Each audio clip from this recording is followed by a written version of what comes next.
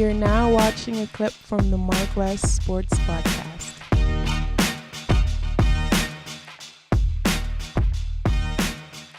Regardless of the fact, we didn't get to talk about this because we didn't record last week, but it's a good topic because we're going to talk about Sha'Carri again. Because Sha'Carri wind up losing again. This is her second time losing. She lost the other day.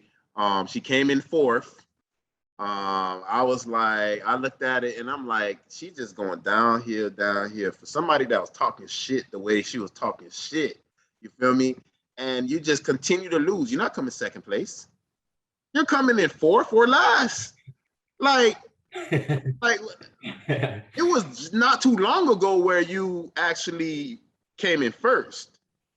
How are you just degressing or going down so fast, so quickly, And not even that. She almost came in fifth place because she gave up. You seen that, right? In the end. You feel me? When she came in fourth place, she starts just slowing down like, all right, I lost again. You're a quitter. You are a quitter. And, the story, it was a great story that, not your mom dying, but, your mom dying and you winning for your mom, we wish your mom was still here, but, Father Time is undefeated, especially when it comes to health and this and stuff like that. But again, you keep losing and you keep having a bad attitude about it because, again, if I'm your dad, if I'm your mom and I'm in the stands, or if I'm a fan and I'm watching you and I'm seeing that you give up time after time, when your ass lost the week prior, the real story, when you was running your mouth, you was like, losing all. I know you lost a whole lot of sponsors, Sha'Carri. You feel me? Don't nobody want you to represent them. And not even much just that. Before the race, they played your commercial for Nike.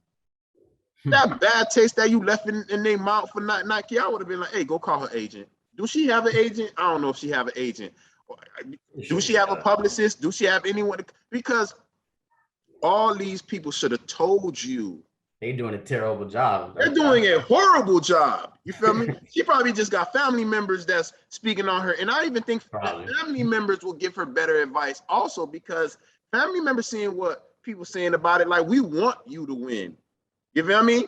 But it's not a white-black thing because you're going against black people too. Like, it's not just, you just giving up. You giving us too much of you. You feel what I'm saying? And again, if you want to be a role model, the way people trying to put you, it's like you know how they be trying to make people leaders and they're not leaders?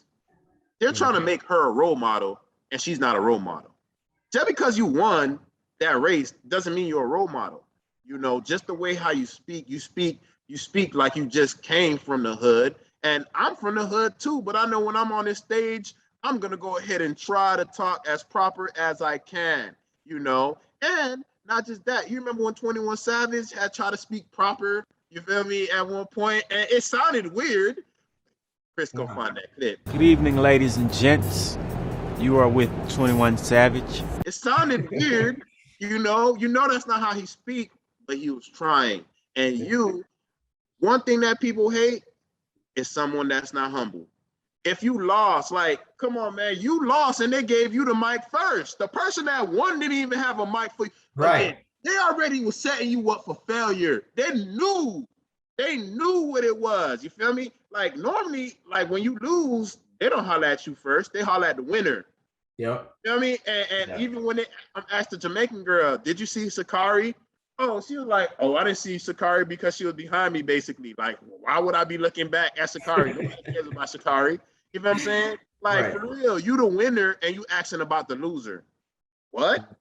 You know what I'm saying? Like, Sha'Carri, unfortunate situation, but I'm happy this happening to you right now because it needs to keep happening right now so you could be humbled. Maybe when you're humbled, maybe the wins will start coming again. Yeah, I totally agree. When I first saw her post-game interview, I'm just like, wow, really? That's how you gonna come off? That's how you're gonna portray your personality to the masses? You already have a stain on your legacy already. Okay. And then you lose in in the worst possible way. You came in last. And it's just like, I think this was Talladega Nights. Even if you're second, you're last. You remember that line? If you're second, you're last. If you're not winning, you're last. And she was really last, like literally last. Like, come on, man. Like, for you to come out that bad, I know it was embarrassing for you, bro. Girl. I know it was embarrassing for you to come out, talk a lot of smack like you do, and then come in last. I mean, come on, like for you to come out and say, come out boasting and all of that and whatever you said.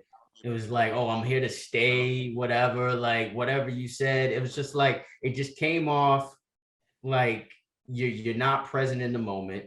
You're not being humble. People want to see humility in that moment. People want to see that. And then what I don't like, for real, with all of this is how bad it makes weed smokers look. And I'm a promoter of using marijuana to help heal yourself or whatnot. I'm a promoter of that. So there's a stigma for marijuana. Let's be honest. There's a stigma for marijuana, and you got busted for marijuana for I think legitimate reasons, because you're going through a death in the family or whatnot. You're out in the open to say that and be transparent with us as the public. But at the same time, people gonna be like, oh, okay, well, she's smoking weed, she's a drug user or whatever. People are gonna have that image on you. So for people who want to promote that, and people want to say, hey, weed smoking can help you, or it doesn't really affect you. I mean, I've heard of players, basketball, football, they said they smoked weed before they actually had games. A lot of players have come out and said that. Ricky Williams is one of them, and he had one of the best careers as a Miami Dolphin.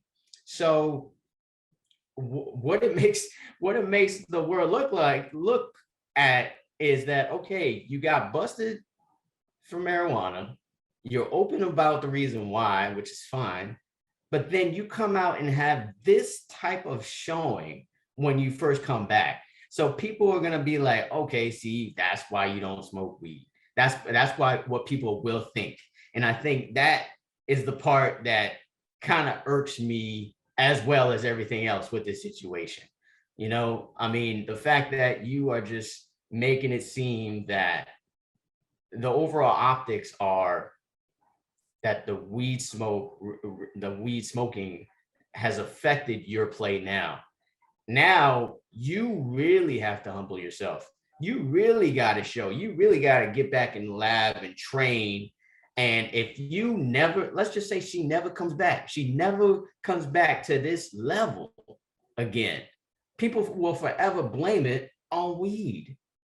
So you have to, for all the weed smokers in the world, you have to come back and represent and at least win one race. You have to do that, because if you don't, like, it's just a bad look, not only for you as a Black person, as a Black woman, as a person coming from the hood, as a person who is I think we confirmed is bisexual or homosexual.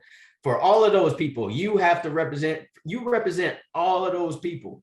And if you can't humble yourself enough to realize you have to go back in the lab and really refine your craft, then you will forever be a laughing stock for the rest of your life. Yeah, but I don't see her.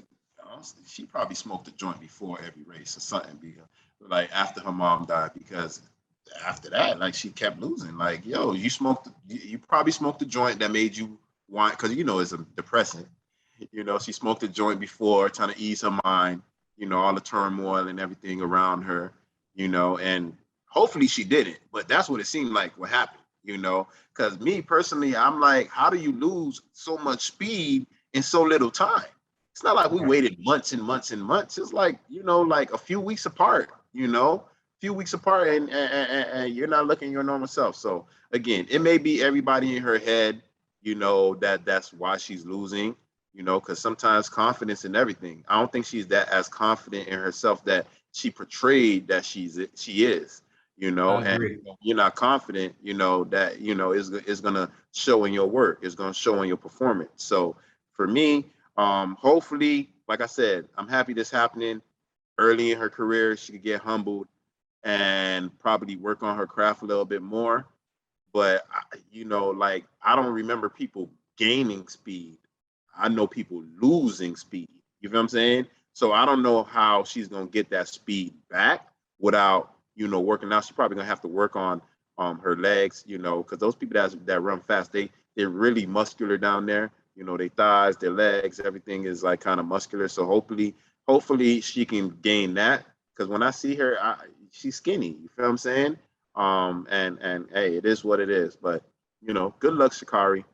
I mean, she won before, so obviously she knows how to win. So Exactly. I don't know. I think it's something mental that has gone on with her. Maybe this whole, death of her mom is really taking a toll. A lot of people it takes a while for people to get over a traumatic situation like that. And my guess is not she not putting in the work that she used to before this situation happened. And I just wish you would have came out and said something more to that than just like, boasting and bragging like, oh, I'm going to, I'm not here. I'm not disappearing or whatever she said. If you would have said, the situation that I've gone through has really made me lose focus. My focus is not where it needs to be, but my focus will get there. If she would have said something to that nature, then I would feel confident myself, meaning because I'm still a fan. I'm still a fan of you. I still want you to succeed, and I want to feel like you're going to come back and you're going to represent for America, for Black people, for Black women. I want to feel like you're going to represent those demographics because I support those demographics. So I didn't feel confident that based on her post-game comments that she is really going to make a comeback like I'm hoping she does. Yeah, me too. And even if she would have apologized the way you was just stating, people would have said something about it because you're giving an excuse why, you could just be like, I lost, unfortunately we win some, we lose some, but I'll be back. That they always tell you when you fall, you get back up. If she would have said something like that, that would have been good because she's not giving, oh, it's because of what's going on in my life right now. Forget all that. You feel me? Just say that, you fail, you're going to come back up. People win some and you lose some. You heard what Pop say. You feel me? You know what I'm saying? Like, you fight. You feel me? But you know what I'm saying? But you lose some. You feel me? You live. But you live. Live to fight another day. There you go. So, hey, Chris, you definitely got to find that clip. You win some, you lose some. But you live. You live to fight another day. You feel me? But again, it's just unfortunate that she's going through it. But again, like I said, I want her to win. But I'm happy that she's going through this right now, early in her career rather than later.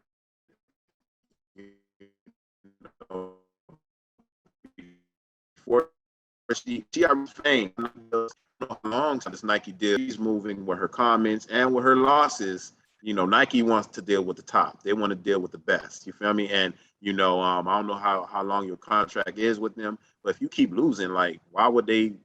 Have a loser representing their company. It's not gonna fly. So, hey, it is what it is. Good luck in your ventures, Sha'Carri. We wish you the best, but we could wish you everything as you want. You got to do it yourself. Yeah, man.